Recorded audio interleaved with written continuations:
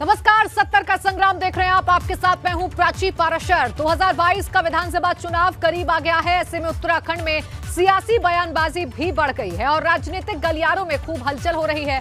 उत्तराखंड की सियासत से जुड़ी हर हलचल को दिखाने के लिए शुरू किए गए हमारे इस खास शो 70 का संग्राम में आज आपको दिन भर की तमाम बड़ी खबरें दिखाएंगे। साथ ही आपको दिखाएंगे कि वन मंत्री हरक सिंह रावत की उनकी विधानसभा में इस बार क्या स्थिति है।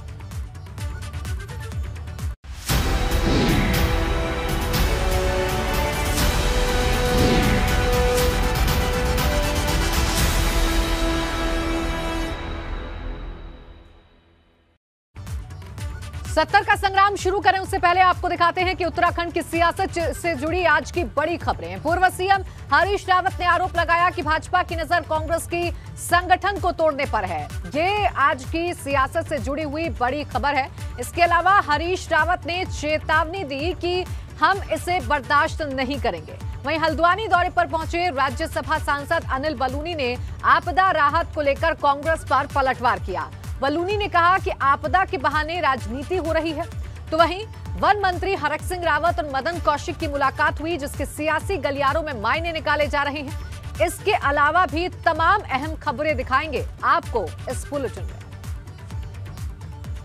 सबसे पहले बात कर लेते हैं आज की बड़ी खबर की, जो कि देहरादून से आई, जहां हरक सिंह रावत और मदन कौशिक की मुलाकात ने सुर्खियां बटोरी। मदन कौशिक के आवास पर यह मुलाकात हुई है और हरक सिंह रावत ने कहा है कि हमारी सामान्य बातचीत हुई। बातचीत के हालांकि सियासी मायने जरूर निकाले जा रहे हैं, क्योंकि हरक सिंह रावत और मदन कौशिक की मुलाकात हुई है और क्या कुछ बातचीत हुई है। हालांकि देखिए, हरक सिंह रावत ये जरूर कह रहे हैं कि उनकी सामान्य बातचीत हुई है, लेकिन जिस तरीके से हरक सिंह रावत से फोन पर बात की थी पूर्व सीएम हरीश रावत ने, उसके बाद भी सियासी मायने निकाले गए थे। और उसके ठीक बाद ये बैठक हुई है मदन कौशिक और हरक सिंह रावत की। मदन कौशिक के आवास पर यह बैठक हुई है, तो इसके भी सियासी मायने अब निकाले जा रहे हैं कि आखिर उत्तराखंड की राजनीति में क्या चल रहा है। इससे पहले यशपाल आर्य बीजेपी को छोड़ के कांग्रेस में जा चुके हैं और लगातार जिस तरीके की बयानबाजी हो रही है, उसके बाद ये सियासी हलचल और भी ज्यादा तेज हो चुकी है।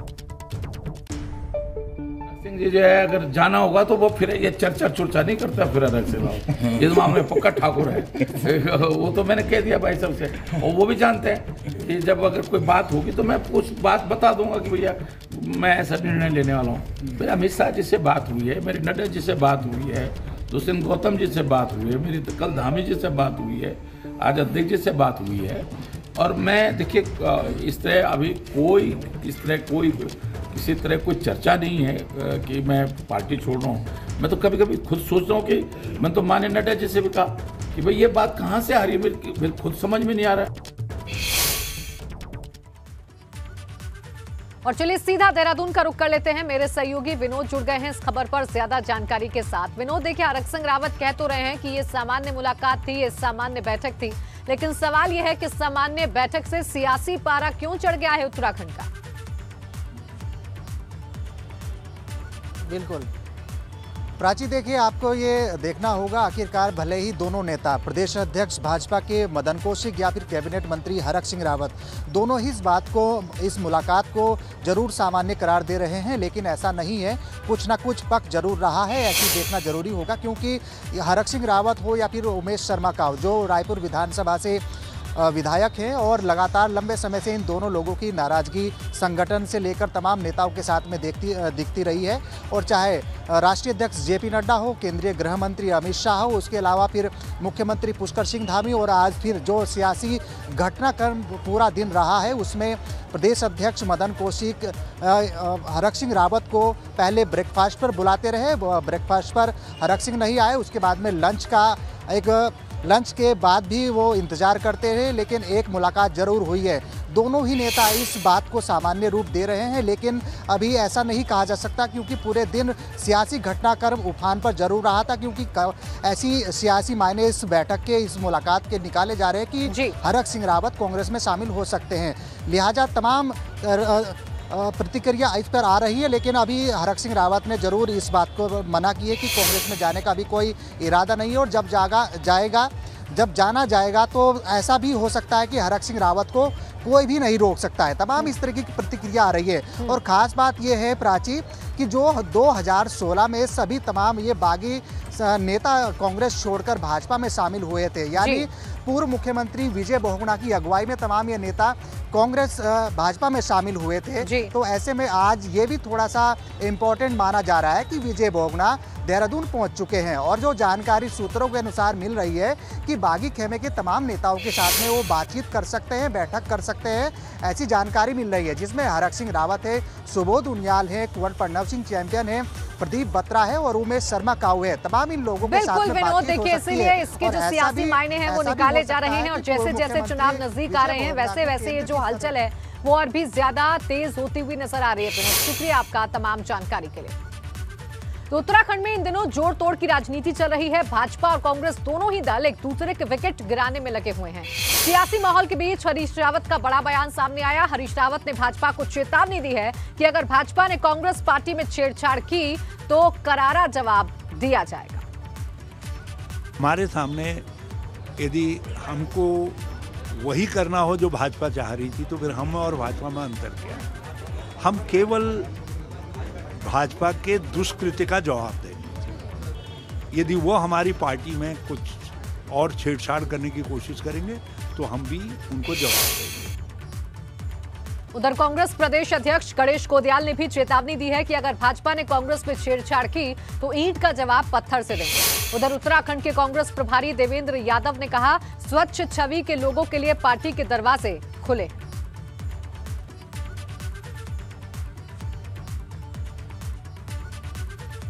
बीजेपी ने ये खेल शुरू किया और हमारे एक विधायक को अपनी तरफ खींचने में वो सफल रहे, लेकिन हमने उनका एक मंत्री और एक विधायक अपने अंतरात्मा की आवाज़ पर हमारे साथ आए। ये हमारी जीत है। हमने कहा कि बीजेपी को हम ईंट का जवाब पत्थर से देंगे और जो खेल बीजेपी ने शुरू किया है हम उसको पूरा हम करेंगे। अब तक हमारे कांग्रेस के मजबूत कार्यकर्ता हैं, उनके एक्सपेंस पे कोई हम समझौता नहीं करने जा रहे हैं। दूसरी बात स्पष्ट कर देना चाहते हैं, हमारे दरवाजे लोगों के लिए खुले हैं, लेकिन उन लोगों के लिए जो साफ छवि के हैं, जिनके आने से, जिनके अंदर कांग्रेस की कल्चर है, जिनके अंदर एक साफ छवि वाले जो लोग होंगे, उनका हम हमेशा स्वागत करते हैं और आगे भी करते हैं। और उत्तराखंड में भी कांग्रेस चुनाव में टिकटों को लेकर महिला कार्ड खेल सकती है। पूर्व सीएम हरीश रावत का कहना है कि चुनाव के दौरान महिला प्रत्याशियों को टिकटों में तरजीह दी जा सकती है। दरअसल जिस तरह से यूपी में भी प्रियंका गांधी ने टिकटों में 40% महिला प्रत्याशियों को प्राथमिकता देने की बात कही थी, ठीक वैसे ही कवायद अब उत्तराखंड में भी होती नजर आ रही है। बिल्कुल, मैं उनके वकील के तौर पर काम करूंगा। जहां टक्कर स्पष्ट भी नहीं होगी तो वहां भी हम महिला के पक्ष में लूटेज मानेंगे परिस्थितियों को और महिलाओं को अवसर देंगे। हरीश रावत ने यह भी कहा कि पार्टी में हर कार्यकर्ता का ध्यान रखा जाएगा। हरीश रावत ने कहा कि वो कार्यकर्ताओं के हक के साथ खड़े। कई प्रकार के लोग हमारी पार्टी में आना चाह रहे हैं, आ रहे हैं, तो मैं उन कार्यकर्ताओं के हित का भी संरक्षण करूंगा। हम एक संतुलन बनाए रखेंगे, संतुलित तरीके से निर्णय लेंगे। जहां बहुत जरूरी होगा पार्टी के लिए वहीं किसी को लिया जाए। और इन सब खबरों के बीच में कोरोना का अपडेट भी आज उत्तराखंड का आपको दे देते हैं। आज कोरोना के 12 नए मामले उत्तराखंड में सामने आए हैं। आज 8 मरीज ठीक होकर डिस्चार्ज हो गए हैं। एक्टिव केस की संख्या है 156। तो देखिए, कोरोना के केस उत्तराखंड में नहीं रुक रहे हैं। 12 नए केस सामने आए हैं अब उत्तराखंड में, जिसके बाद चिंता एक बार फिर से बढ़ चुकी है।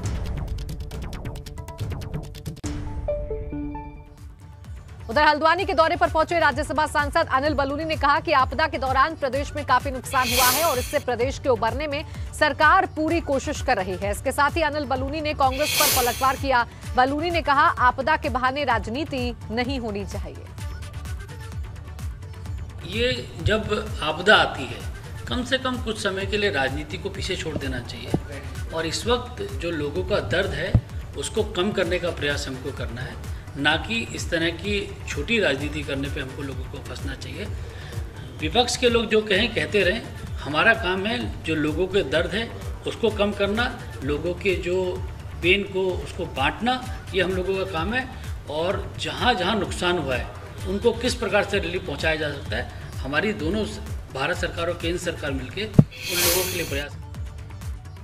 और पूर्व मुख्यमंत्री हरीश रावत केदारनाथ धाम पहुंचे। इस दौरान उन्होंने बाबा केदार की पूजा अर्चना की। इस दौरान हरीश रावत भगवान शंकर के भजनों पर झूमते नजर आए।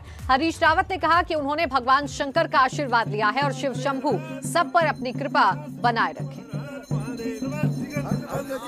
तो देखिए, हम दो तस्वीरें आपको दिखा रहे हैं। हरदा की शिव भक्ति देखने को मिली है।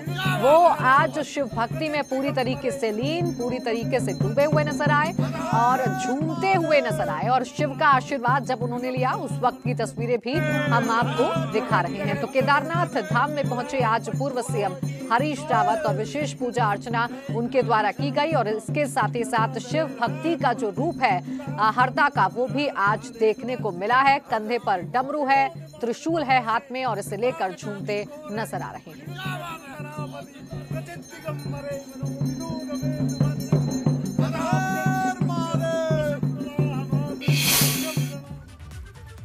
उधर पीएम मोदी 5 नवंबर को उत्तराखंड के दौरे पर आएंगे और इस दौरान पीएम मोदी केदारनाथ धाम जाएंगे। पीएम मोदी के केदारनाथ दौरे को लेकर भाजपा संगठन की तरफ से तैयारियां तेजी से चल रही हैं। तो 5 नवंबर को केदार आना है पीएम मोदी को और उनके इस दौरे को लेकर तमाम खास तैयारियां की जा रही हैं। मंत्री जी केदारनाथ से संबोधन करेंगे, बाकी अलग अलग करके हम सब लोग कहीं ना कहीं जुड़ेंगे।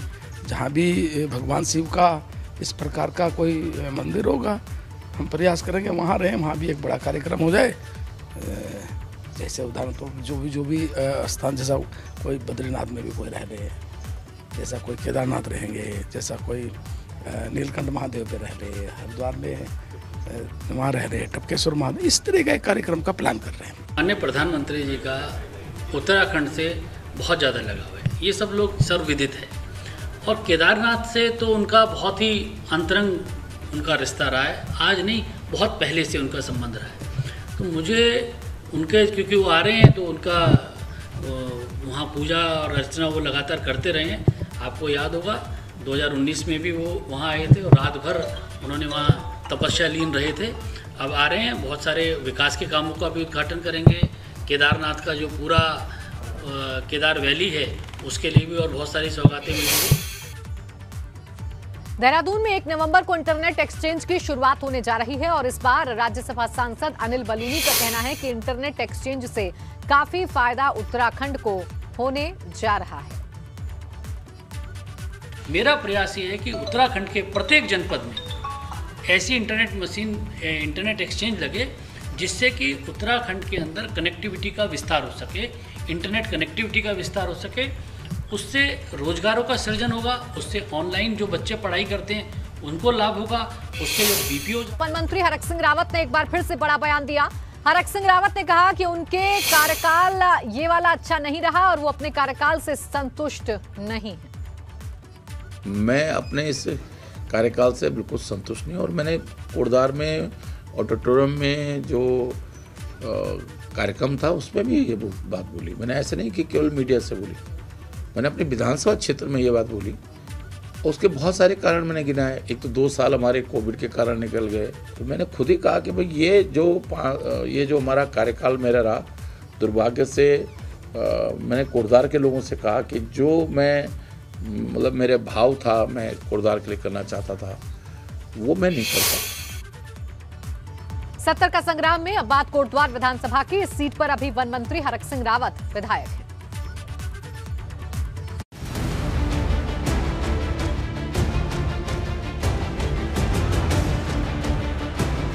कोटद्वार विधानसभा सीट सियासत के लिहाज से बेहद अहम सीट है। यहां से मौजूदा समय में वन मंत्री हरक सिंह रावत विधायक है। चलिए आपको दिखाते हैं कि इस सीट का सियासी इतिहास किस तरह से रहा है। कोटद्वार में भाजपा और कांग्रेस के बीच कांटे की टक्कर रही है। 2002 के चुनाव में भाजपा के गोविंद लाल और कांग्रेस के प्रेमलाल भारती के बीच मुकाबला हुआ था, मगर जीत गोविंद लाल की हुई थी। 2007 में भी इस सीट पर भाजपा की ही जीत हुई और शैलेंद्र सिंह रावत चुनाव जीत गए, मगर 2012 में मुकाबला बेहद रोचक रहा। सिटिंग विधायक शैलेंद्र सिंह रावत का टिकट काट तत्कालीन मुख्यमंत्री बीसी खंडूड़ी को भाजपा ने टिकट दिया। कांग्रेस ने एक बार फिर सुरेंद्र सिंह नेगी पर दांव खेला, मगर जनता ने इस बार सुरेंद्र सिंह नेगी को विधायक चुन लिया। 2017 चुनाव में हरक ने भाजपा में शामिल होने के बाद कोटद्वार से चुनाव लड़ा। उनके सामने सुरेंद्र सिंह नेगी थी, मगर हरक सिंह रावत चुनाव जीत गए। हरक सिंह रावत को यकीन है कि इस बार भी जनता का आशीर्वाद उन्हें ही मिलेगा।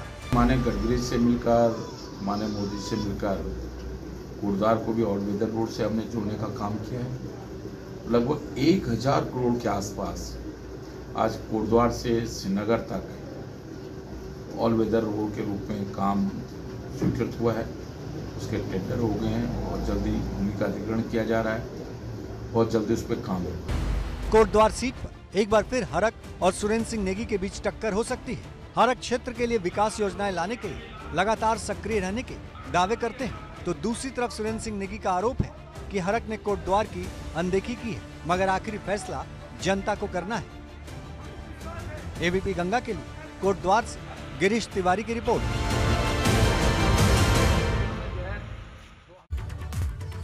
और अब आपको दिखाते हैं कि 2017 के विधानसभा चुनाव में कोटद्वार सीट का नतीजा क्या रहा था। 2017 में कोटद्वार में कुल 56% वोटिंग हुई थी। भाजपा प्रत्याशी के तौर पर हरक सिंह रावत ने कांग्रेस उम्मीदवार सुरेंद्र सिंह नेगी को 11,318 वोटों से हराया था। और आइए अब आपको दिखाते हैं कि हरक सिंह रावत अपने विधानसभा क्षेत्र में विकास कामों को लेकर क्या कह रहे हैं और विपक्ष का इस पर क्या कहना है। लगभग 80 करोड़ की धनराशि हमने पिछले 4 साल में कोटद्वार की सड़कों के लिए स्वीकृत किए। हमने अतिरोधक दीवार के क्षेत्र में यहाँ के लोगों को कोई खतरा ना हो, सने से लेकर आपका सिद्धबली मंदिर तक, चाहे उमरावपुर हो, चाहे झंडी चौड़ हो। मेडिकल कॉलेज के क्षेत्र में भी पिछले 3-4 सालों से लगातार बातचीत करते हुए अंतिम चरण में अब 400 करोड़ का प्रोजेक्ट हमारा मेडिकल कॉलेज का स्वीकृत हो गया है। हमें बताया गया कि यहाँ पर करोड़ों की लागत से जो है उधर गोलूचौड़ नदी में काउजवे बनाए गए, यानी खड़िंजे बिछा दिए गए, जो पहली बरसात में गायब हो गए।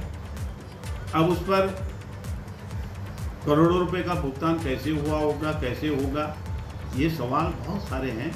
लेकिन मैं समझता हूँ कि यहाँ भी जो है बेरोजगारों के साथ खिलवाड़ किया जा रहा है कि पहले उनसे काम करवाए जाते हैं वाहवाही लूटने के लिए और फिर उसको बंद करा दिया जाता है। तो ये तो रहे पक्ष और विपक्ष के दावे। अब आइए आपको सुनवा देते हैं जनता क्या कुछ कहती है। काफ़ी उन्होंने कई फैसले अच्छे अहम फैसले लिए हैं जो जनता के हित के हैं और इससे हम काफ़ी संतुष्ट हैं। अनाज भी दिलवाया है और क्या नाम पैसे उससे भी दिलवाए हैं, सब काम करवाया, सड़क भी बनवाई और अच्छा काम कराया इन्होंने। कुछ दिख नहीं रहा है। और इसी के साथ 70 का संग्राम में बस इतना ही। आप देखते रहिए एबीपी गंगा।